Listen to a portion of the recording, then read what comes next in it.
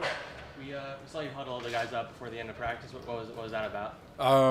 If you've all noticed that right around halfway through practice, we have a 6 minute break, and coaches are talking to their players. Any adjustments that they say, we're basically trying to simulate halftime, and to come out of the locker room with the same intensity that we start practice with, and it just wasn't as clean of a start in special teams. The first 5 minutes was kind of a lag, so the credit to the guys, they picked it up themselves, but just a reminder of why we're doing what we're doing. And the expectation when we come out in the locker room, and how a lot of games are lost just by coming out of the locker room with that slight lull. And so thought the guys did a great job responding. The entire practice was really good, except for that little 1 minute lapse. Robert, can you update us on Ty Johnson and Zerline? Ty Johnson's he's dealing with a hammy. He's day to day probably won't be ready for the green and white. And then Zerloin has a little toe. He should, but I think he'll be good to kick for the green and white. Michael Carter. And Michael's fine. Yeah. You mentioned last week that Jeremy had a mini breakthrough. Yep. Is there anything new with him going on with him? Yeah. I don't want to jinx it. We're hoping that he clears everything today, so to start football activity. No promises, but that's kind of the direction he's headed. So.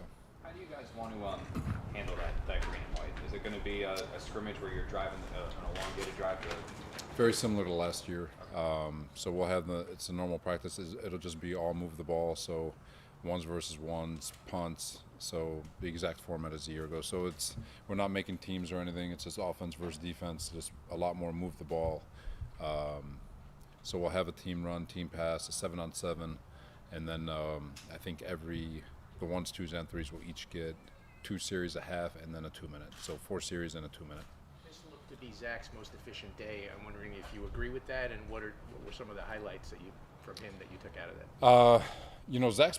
Zach's been fine. I think where a lot of things sometimes get skewed is down in the red zone, which is always the hardest part for a quarterback because things happen faster, especially a young man.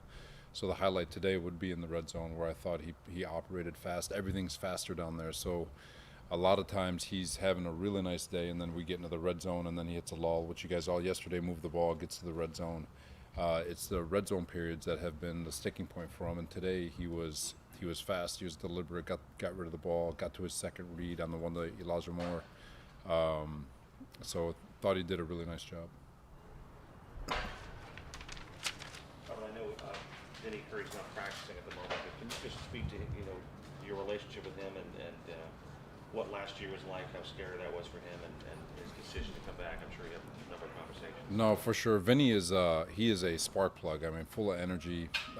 He's been in the system for a very, very long time, albeit not with me, but with the same style of system. So he knows it like the back of his hand, and he's got a great relationship with Aaron, along with Joe and myself, and he's a pleasure to be around. Last year was so unfortunate. Thank God it was caught. Thank God he was able to get it fixed, and thank God he's out here. Hopefully we'll be able to get him back in the fold again quickly. But he is not afraid of being a mentor. He's that veteran leader. He's coaching guys up constantly. He's always engaged. Even today, he didn't like his rehab schedule, so he wanted to have a different rehab schedule so he could be out at practice. And then just the way he is, and how much of a team guy he is. So he's awesome. You've got a lot of guys in that room, particularly some young guys you just brought in. How difficult of a road is that for him, particularly being hurt at the moment? I think what's great about that group, I think we have. I made the comment the other day that I'll be shocked if every single one of those guys aren't on a 53-man roster. It's a really cool group of guys. Does it make it hard? I think it's hard for all of them. I think it's hard for a lot of guys on this team because Joe and his staff have done a really good job creating a lot of competition. So, but as long as you stay focused, and even him, he knows it. Just stay focused on what he's got control over. Things will take care of itself. Robert, the upgrades pass defense are kind of obvious to see. You guys made additions. Run defense, though, where do you feel like you guys can improve from last season? And how do you think you have?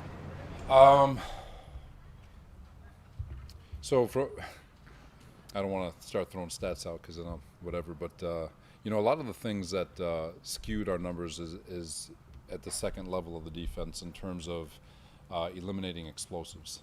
When you're a single high team like we are, you're gonna get creased. You're gonna get to the second level, and can you get it down before it breaks for 80, before it breaks for 60, and some of those big long runs that we gave up. So from an efficiency standpoint, just studying it through analytics and all the different stats that are out there, from an efficiency standpoint, we were a top half of the league in the run game. Unfortunately, we were one of the worst from an explosive standpoint, which is 12 yards or more, and we gave up a lot of explosive plays and massively explosive plays that really skewed the numbers out of whack.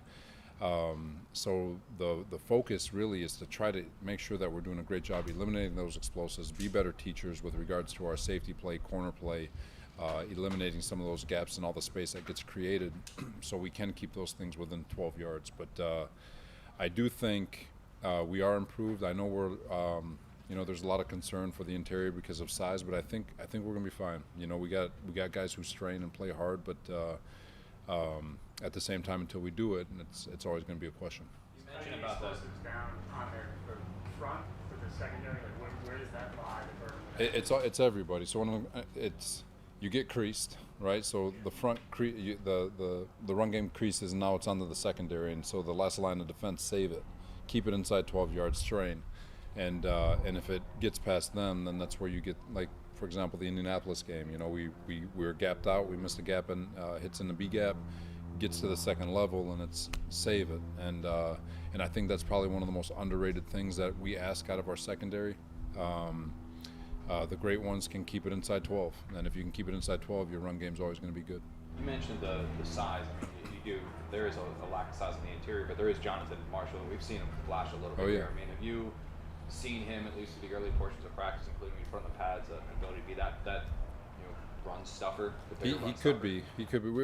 One thing with our system, we don't really designate any of those guys run stuffers. We want a bunch of 3 techniques that just fire off the ball, create knockback, and for John Marshall, his area of emphasis of focus is just to continue to strain and grind through those B block or those double team blocks and the backside double teams and all the different ops that he has to strain and create push and not get moved, and it is something that he's improved on greatly over the last couple of days. But now he's got to prove it. He's getting used to our scheme, right? So he's gonna get a chance to go against Philadelphia and again Atlanta, and then the Giants, and all of them will present different blocking combinations and schemes for him, and it's just a matter of him continuing to improve. When you guys first signed Quan, you had talked about it. When you first talked about it, it seemed like there was going to be a slow ramp-up period for him.